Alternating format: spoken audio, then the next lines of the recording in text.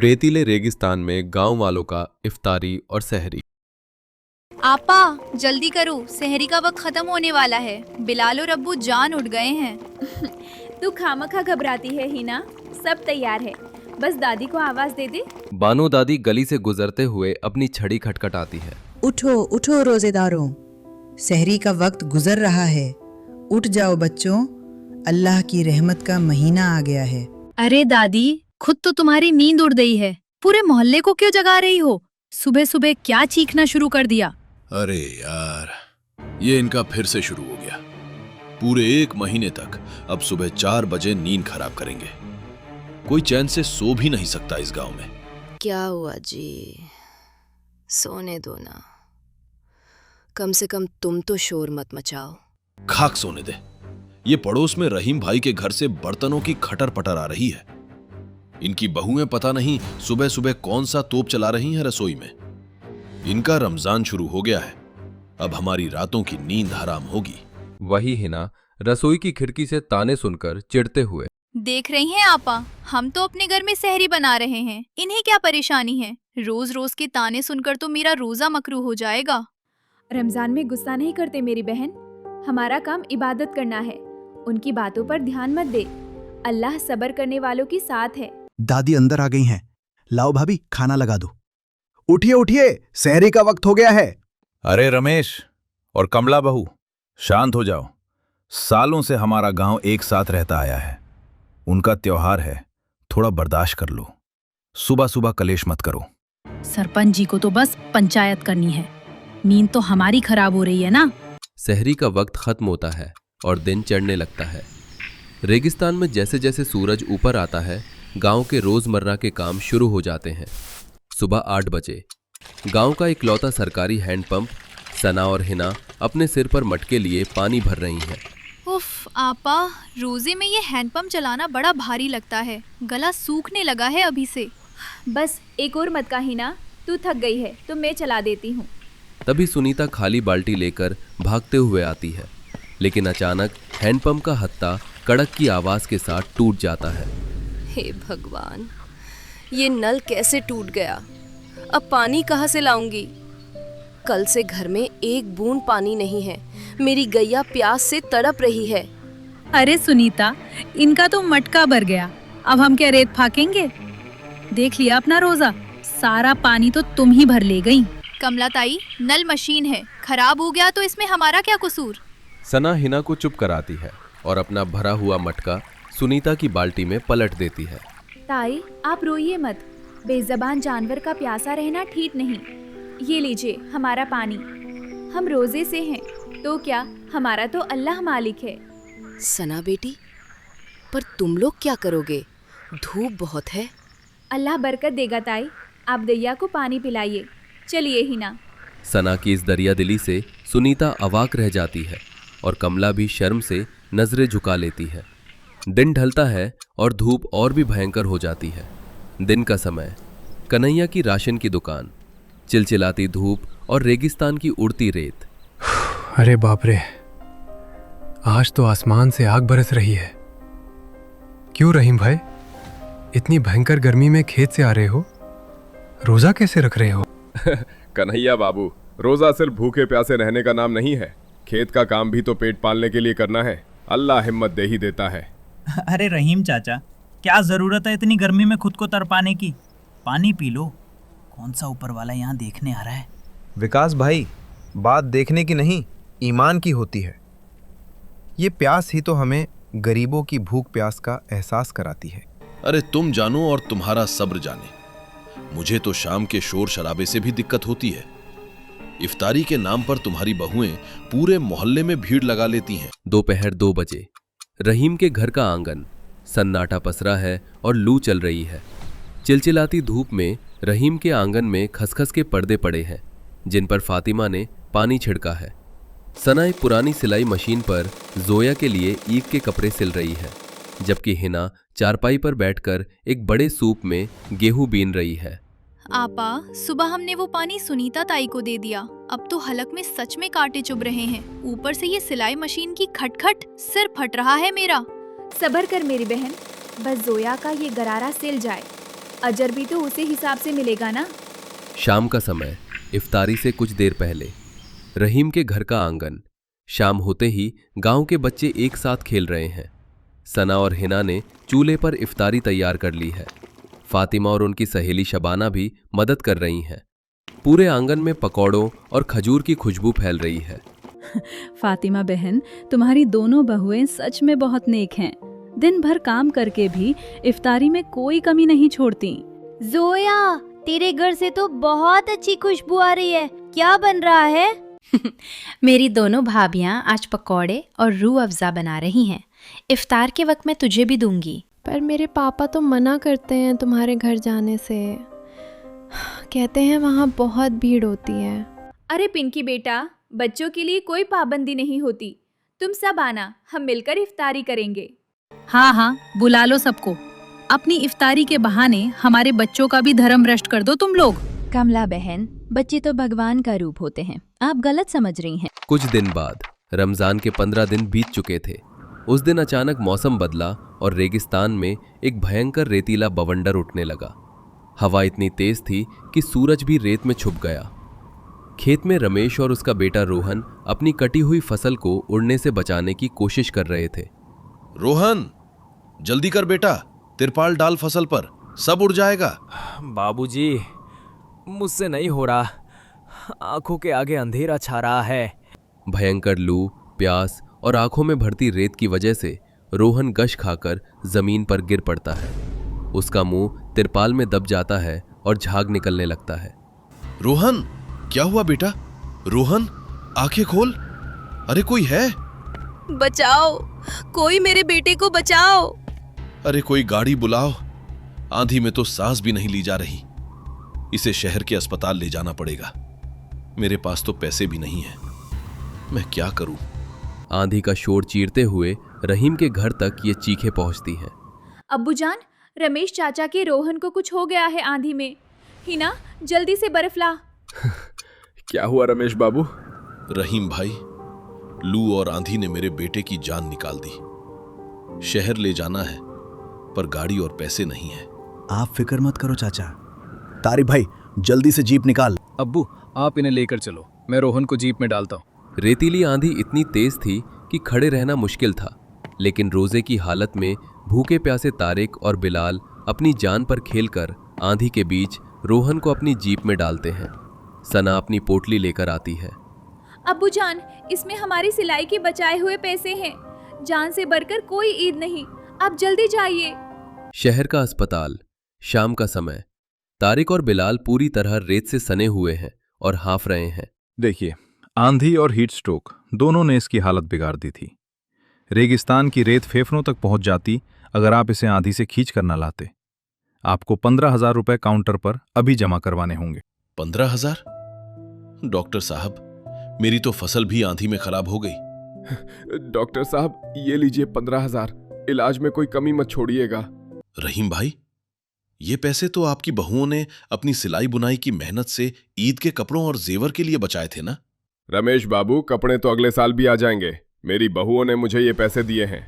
हमारा मजहब यही सिखाता है कि पड़ोसी मुसीबत में हो तो उसकी मदद पहले करो। तभी अस्पताल के बाहर मौजूद मस्जिद से अजान की आवाज गूंजती है। इफ्तार का वक्त हो गया था। तारिक, बिलाल और रहीम पास रखे वाटर कूलर से पानी पीकर अपना रोजा खोलते हैं। ये देखकर रमेश की आंखों से आंसू छलक पड़ते हैं और रमेश रोते हुए रहीम के पैरों में गिर जाता है। मुझे माफ कर दो रहीम भाई, मैं कितना स्वार्थी था। मैं तुम्हारी इफ्तारी से दिक्कत मानता था, लेकिन आज इस भयंकर आंधी में जब सगे भी घर से बाहर न निकले, तब तुम्हारे भूखे प्यासे बेटों ने मेरे बेटे को मौत के मुंह से निकाला और तुम्हारी बहुओं ने अपनी मेहनत की कमाई दे दी। रहीम तुरंत रमेश को उठाकर गले लगा लेता है। अरे पागल हो गए हो क्या? त्योहार तो दिलों को जोड़ने के लिए होते हैं, तोड़ने के लिए नहीं। कुछ दिन बाद, चांद रात, ईद से एक दिन पहले, रोहन अब बिल्कुल ठीक होकर घर आ चुका था। आसमान में ईद का चांद नजर आ चुका था। रहीम के आंगन में सना और हिना चुपचाप घर का काम कर रही थी। उनके पास नए कपड़े नहीं थे, लेकिन चेहरे पर सुकून था। फातिमा बहन, सना बेटी, हीना। अरे सुनीता ताई, आप यहाँ? हाँ हिना बेटी, मुझे भी माफ कर देना। उस दिन नल पर तुमने अपने हिस्से का पानी दे दिया और मैंने फिर भी ताने मारे। तुम्हारा दिल तो इस रेत से भी ज्यादा साफ है। सना बेटी, तुमने मेरे रोहन की जान बचाने के लिए अपनी मेहनत की कमाई दे दी। ये लो, ये सूट मैं तुम दोनों बहुओं के लिए शहर से लाई हूँ। आज सेवई मैं तुम्हारे साथ मिलकर बनाऊंगी।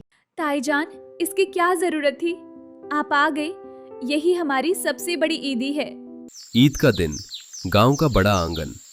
अगले दिन सुबह ईद की नमाज के बाद पूरा गांव सरपंच के घर के सामने बड़े आंगन में इकट्ठा होता है। आंगन में बड़ी बड़ी दस्तरखान बिछी हैं। सना और हिना सबके लिए पकवान परोस रही हैं। दावालो, इस रेगिस्तान की भयंकर गर्मी और आंधी में जहां सब खत्म हो जाता है, वहां आज रहीम भाई और उनके परिवार ने प्यार की ऐसी नदी बहाई है कि हमारे दिलों की सारी नफरत धुल गई। बेशक सरपंच जी, अल्लाह उसी से खुश होता है जो इंसानों से मोहब्बत करता है। जोया बेटी, इधर आओ, और मेरी दोनों बहुएं सना और हिना भी इधर आए। ईद मुबारक रमेश चाचा। जी चाचा जान, ईद मुबारक। ईद मुबारक बेटियों। तुमने मुझे इंसानियत का जो सबक सिखाया है वो मैं जिंदगी भर नहीं भूलूंगा। ये लो, तुम सब की ईदी। अरे रमेश बाबू, अब रहने भी दीजिए। रहीम भाई, आज से ये ईद मेरी भी है और तुम्हारी दिवाली मेरी दिवाली। जीते रहो बच्चों, अल्लाह हमारे गांव पे ऐसे ही रहमत बनाए रखे। सभी एक दूसरे के गले लगते हैं। सना और हिना मुस्कुराते हुए बच्चों को ईदी बांट रही हैं। रेतीले रेगिस्तान का वो गांव जहां कल तक त्योहारों के शोर से चिढ़ होती थी, आज उसी शोर में मोहब्बत के तराने गूंज रहे थे। रोजे की भूख प्यास, रेतीली आंधी का कहर और दो बहुओं की दिन रात की मेहनत ने पूरे गांव के दिलों की दूरियों को हमेशा के लिए मिटा दिया था। एक शानदार 5 स्टार रिजॉर्ट में आर्यन और दृष्टि की भव्य शादी का मंडप सजा है। कामनी, अपनी 10 लाख की ज्वेलरी फ्लॉन्ट कर। दृष्टि के रिश्तेदारों को लगना चाहिए कि लड़की कुबेर के खजाने में जा रही है। कोई कसर मत छोड़ना। मम्मी जी, मेरे पैरों में छाले पड़ गए हैं इन हील से, और ये डिजाइनर लहंगा 20 किलो का है। मुझसे तो चला भी नहीं जा रहा। हे इंस्टा फैम, फाइनली मेरे भैया की शादी हो गई। Welcome to the richest family Drishti भाभी। #Big fat wedding. विदाई का समय आ गया है। कार के पास खड़े दृष्टि के पिता दीनदयाल भावुक है। आर्यन बेटा, मेरी फूल सी बच्ची को तुम्हें सौंप रहा हूँ। राजमहल में रानी बनाकर रखना इसे। जी बिल्कुल अंकल, हम इसे आसमान की ऊंचाइयों पर रखेंगे। विक्रम भैया, जल्दी गाड़ी निकालो, इससे पहले कि कोई सच जान ले। रात के 2 बजे है। एक घने और डरावने पहाड़ी रास्ते पर वैन अचानक कच्ची पगडंडी पर रुक जाती है। आर्यन जी, हमारा स्काई विला यहाँ इस बीहर जंगल में है क्या? यहाँ तो स्ट्रीट लाइट तक नहीं है। गाड़ी यहीं तक जाएगी दृष्टि, आगे का रास्ता थोड़ा एडवेंचरस है, पैदल चलना होगा। हे भगवान, मेरे गुच्ची के बैग पर कीचड़ लग गया। मैं एक कदम नहीं चलूंगी इस अंधेरे में। डरो मत दृष्टि, मैं तुम्हें दुनिया का सबसे अनोखा सरप्राइज देने वाला हूँ। बस मेरा हाथ कसकर पकड़े रहना। आर्यन, मुझे ये सरप्राइज बिल्कुल अच्छा नहीं लग रहा। हवा में अजीब सी सनसनाहट है। अंधेरे रास्ते पर आर्यन दृष्टि को आगे ले जाता है। अचानक कदमों के नीचे से लकड़ी के चरमराने की आवाज आती है। आर्यन, मेरे पैर के नीचे क्या है? ये हिल क्यों रहा है? बहू, धीरे धीरे कदम रख, लकड़ी सरदई है। एक गलत कदम और सीधा भगवान के पास, खाई है नीचे। क्या बकवास है ये? दृष्टि झटके से अपनी आंखों से पट्टी खोल देती है। दृष्टि देखती है कि वो लोग एक खस्ता हाल लकड़ी के पुल पर खड़े हैं। सामने एक लटकता हुआ लकड़ी का जर्जर घर है, जिसका आधा हिस्सा खाई की तरफ बाहर निकला हुआ है। ये क्या मजाक है आर्यन? ये खंडहर, ये हमारा घर है। दृष्टि, यही सच है। हमारा कोई स्काई विला नहीं है। हमारा सब कुछ छिन चुका है। तुमने मुझसे झूठ बोला, मेरे परिवार से झूठ बोला। ये शादी एक धोखा थी। मैं 1 सेकंड भी इस भूतों के खंडहर में नहीं रुकूंगी। मैं जा रही हूँ वापस। दृष्टि गुस्से में पलटती है। तभी पुल का एक तख्ता टूटकर खाई में गिर जाता है। रास्ता खतरनाक हो चुका है। रुक जा बेटी, इस अंधेरे में तू खाई में गिर जाएगी। हमें माफ कर दे। मेरे सगे छोटे भाई सुरेश ने हमारी सारी प्रॉपर्टी, बिजनेस, बैंक बैलेंस सब धोखे से अपने नाम कर लिया। हम सड़क पर आ गए थे। इन भिखारियों को धक्के मारकर बाहर निकालो, ये घर अब मेरा है। कंगाली का सुनकर आर्यन का रिश्ता कोई नहीं ले रहा था। हम स्वार्थी हो गए थे बहू, पर आर्यन बहुत अच्छा लड़का है। अब रोना धोना बंद करो, यहाँ पहले ही खून जमाने वाली ठंड है। अंदर चलो, वरना कोई जंगली जानवर हमें नाश्ते में खा जाएगा। अगली सुबह सब उबड़ खाबड़ जमीन पर सिकुड़े हुए बैठे हैं। दृष्टि बैग टांग कर दरवाजे पर खड़ी है। आर्यन जी, मुझे मेरे घर छोड़ाइए बस। ठीक है दृष्टि, मैं तुम्हें रोकूंगा नहीं। दृष्टि पुल की तरफ बढ़ती है, पर भवानी सिंह और सावित्री देवी को फटे कपड़ों में पत्थर से आग जलाते देख उसके कदम रुक जाते हैं। आर्यन जी, क्या हुआ? मेरे पापा ने कहा था कि मुश्किल वक्त में अपनों का साथ नहीं छोड़ते। आपके चाचा ने धोखा दिया, पर मैं धोखा नहीं दूंगी। ये लटकता हुआ खंडहर है ना, अब देखिए मैं इसे कैसे स्वर्ग बनाती हूँ। OMG, मेरी भाभी तो शेरनी निकली। दोपहर का समय, कामिनी खाली मटका लिए बैठी है। हाय रे किस्मत, प्यास से गला सूखा जा रहा है। अब उस डरावने पुल से जाकर पानी लाना पड़ेगा। मैं नहीं जा रही, मेरे पैरों में छाले पड़ गए हैं। जाना तो पड़ेगा कामिनी, नदी दूसरे पहाड़ पर है, मैं ले आता हूँ। रुको विक्रम भैया, रोज रोज जान जोखिम में डालने की जरूरत नहीं है। आर्यन जी, विक्रम भैया, बाहर जो मोटे बांस पड़े हैं उन्हें काट कर लाइए। आज हम पानी को घर तक लाएंगे। इन बांसों का क्या करेंगे दृष्टि? इन्हें अंदर से खोखला कीजिए, फिर एक बांस के सिरे को दूसरे में फंसाकर कस कर बांध दीजिए। हम एक लंबी पाइपलाइन बनाएंगे जो सीधी झरने से हमारे घर तक आएगी। पापा जी, आप यहाँ एक छोटा सा गड्ढा खोदकर उसमें पत्थर बिछा दीजिए। कुछ घंटों की मेहनत के बाद पाइपलाइन तैयार हो जाती है। दृष्टि पाइप का सिरा खोलती है और साफ पानी घर के पास गिरने लगता है। अरे वाह, साक्षात गंगा मैया आ गई हमारे द्वार पर। मेरी बहू तो इंजीनियर निकली। शाम के वक्त घर के अंदर चूल्हा जलने से पूरा घर भयंकर धुएं से भर जाता है। मम्मी जी प्लीज, ये घर है या गैस चेम्बर? मेरा दम घुट रहा है, मेरे फेफड़े काले हो जाएंगे और मैं बूढ़ी लगूंगी। माँ जी, भाभी बाहर आइए, अब घर के अंदर कोई धुआं नहीं सहेगा। सब बाहर आते हैं। दृष्टि ने घर के बगल में लकड़ियों और मिट्टी से एक ओपन मड किचन बना दिया है, जिसका धुआं सीधा आसमान में जा रहा है। वाह बहू, तूने तो बाहर ही शानदार रसोई खड़ी कर दी। रात के खाने के समय नव्या का पत्ता फट जाता है और सारा खाना जमीन पर गिर जाता है। शिट, मम्मी मेरे कपड़े खराब हो गए। ये पत्ते बेकार है, इनमें हमेशा छेद निकलता है। ऐसे कैसे खाएंगे हम रोज? नव्या, गुस्सा मत कर, कल सुबह हम अपने लिए नए और डिजाइनर बर्तन बनाएंगे। अगली सुबह दृष्टि, कामिनी और नव्या नदी किनारे से गीली मिट्टी खोद रही हैं। यू दृष्टि, आर यू सीरियस? हम कुम्हार बनेंगे? मेरे महंगे मैनिक्योर वाले नेल्स गंदे हो रहे हैं। भाभी, नेल्स तो साफ हो जाएंगे, पर पेट भरने के लिए बर्तन चाहिए। और सोचो, हम इस मिट्टी के बर्तनों पर अपने मनपसंद डिजाइन बना सकते हैं। शाम तक दृष्टि की मेहनत से शानदार लाल रंग के पक्के टेराकोटा बर्तन तैयार हो जाते हैं।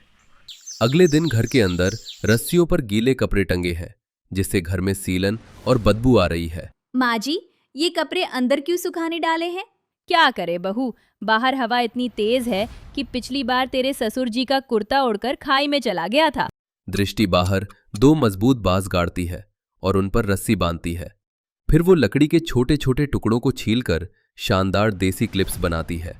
देखिए माँ जी, अब कितनी भी आंधी आए, ये क्लिप्स कपड़ों को उड़ने नहीं देंगी। उसी शाम नव्या पहाड़ के एकदम किनारे खड़ी होकर सनसेट की रील बना रही थी। अचानक उसका पैर फिसलता है। मम्मी बचाओ! आर्यन दौड़कर उसका हाथ पकड़ लेता है और उसे खींच लेता है। नव्या बुरी तरह कांप रही थी। यहाँ कोई भी गिर सकता है, हमें खतरा टालना होगा। आर्यन जी, बाउंड्री बनानी होगी। सब मिलकर पहाड़ के किनारे किनारे मजबूत लकड़ियों और जंगली बेलों को बांधकर एक मजबूत और सुरक्षित बाउंड्री तैयार कर देते हैं। कुछ दिन बाद आर्यन को सब्जियां लाने के लिए दूसरे पहाड़ जाना पड़ता था, जो बहुत दूर और खतरनाक था। आर्यन जी, आज आप सब्जी के साथ वहाँ से कुछ मिट्टी और बीज लेते आना। हम अपनी सब्जियाँ खुद उगाएंगे। दृष्टि मिट्टी के बड़े गमले बनाती है और उनमें बीज बो देती है। कुछ ही दिनों में घर के चारों तरफ ताज़ा धनिया, मिर्च और टमाटर उगाते हैं। Wow, totally organic. अब तो मेरी स्किन ग्लो करेगी। तूने तो लटकते घर को फार्म हाउस बना दिया। रात के समय छोटे से घर में सब एक दूसरे से सटकर उबड़ खाबड़ जमीन पर सोने को मजबूर है। विक्रम जी, थोड़ा उधर खिसकिए। यहाँ सांस लेने की जगह नहीं है। मुझे मेरी प्राइवेसी चाहिए। और ये पत्थरों वाली जमीन, मेरी कमर टूट गई। आर्यन जी, जगह कम है पर हमारे पास हुनर है। कल सुबह आप और विक्रम भैया जंगल से मजबूत लकड़ियाँ और ढेर सारी सूखी मुलायम घास लेकर आएंगे। हम इस घर को बड़ा करेंगे। अगले दिन दृष्टि और आर्यन घर से जुड़ा एक नया कमरा तैयार करते हैं। लकड़ियों को बांधकर पलंग का ढांचा बनाया जाता है और पुरानी साड़ियों में सूखी घास भरकर शानदार गद्दे बनते हैं। वाह, अब लग रहा है कि हम इंसान हैं। हमारा लकड़ी का महल तैयार है। कुछ दिन बाद कामिनी और नव्या टूटे आईने में अपना चेहरा देखकर परेशान हो रही हैं। ओह नो, देखो नव्या, मेरे गाल पर ये पिंपल। मेरा ग्लो खत्म हो गया है। यहाँ तो मेरी स्किन मगरमच्छ जैसी हो गई है।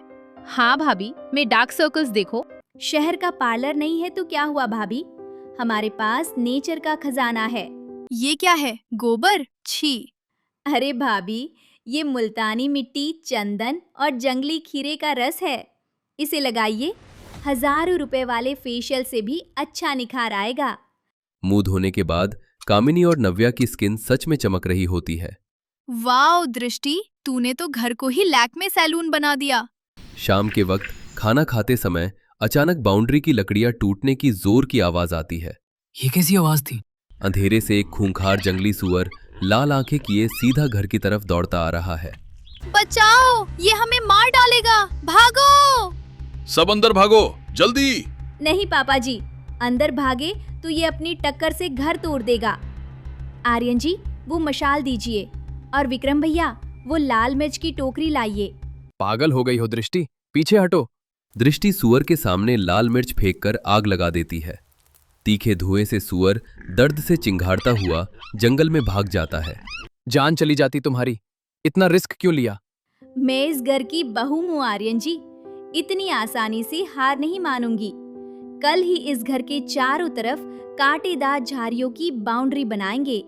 रात के समय दृष्टि ने चीड़ के पेड़ का गोंद पिघलाकर दिए जलाए हैं, जिससे पूरा घर सुनहरी रोशनी से जगमगा रहा है।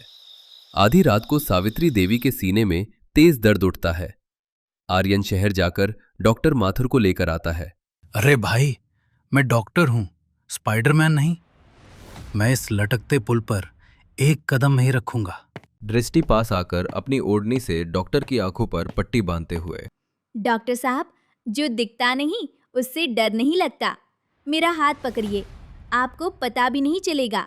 अगली सुबह इलाज के बाद डॉक्टर माथुर अपनी पट्टी हटाते हैं। वो बादलों के बीच लटकते उस घर का नजारा देखकर सन्न रह जाते हैं। हे भगवान, ये जन्नत है। लोग स्विट्जरलैंड जाते हैं और असली सुकून तो यहाँ इस क्लिफ हैंगर पर है। भवानी सिंह जी, ये मेरी फीस नहीं, ये आपके इस शानदार रिजॉर्ट में रुकने का किराया है। वो 5,000 रुपए भवानी सिंह के हाथ में रख देते हैं। आर्यन जी, अगर डॉक्टर साहब को ये जगह इतनी पसंद आई तो शहर के उन लोगों को कितनी पसंद आएगी जो स्ट्रेस में जी रहे हैं। मतलब तुम क्या सोच रही हो? मतलब ये कि हम इस लटकते खंडहर को the Cliff hanger adventure cafe में बदलेंगे। हे भगवान, अब मैं यहाँ वेटर बनूंगी और बर्तन मांजूंगी। नहीं भाभी, आप हमारी चीफ हॉस्पिटैलिटी मैनेजर बनेंगी। आपका ये डिजाइनर स्वैग गेस्ट को अट्रैक्ट करेगा। नव्या मार्केटिंग देखेगी और आर्यन जी और विक्रम भैया रस्टिक फर्नीचर बनाएंगे। कुछ हफ्तों बाद घर का काया पलट हो जाता है।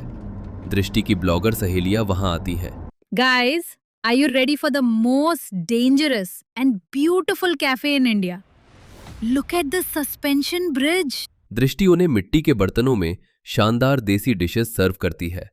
ओह माय गॉड, ये टेस्ट 5 स्टार होटल्स इसके सामने कुछ नहीं है। नव्या की रील वायरल हो जाती है। उस पहाड़ी पर अब लग्जरी कारों की लाइन लगी है। और पुल को लोहे के केबल से सुरक्षित कर दिया गया है।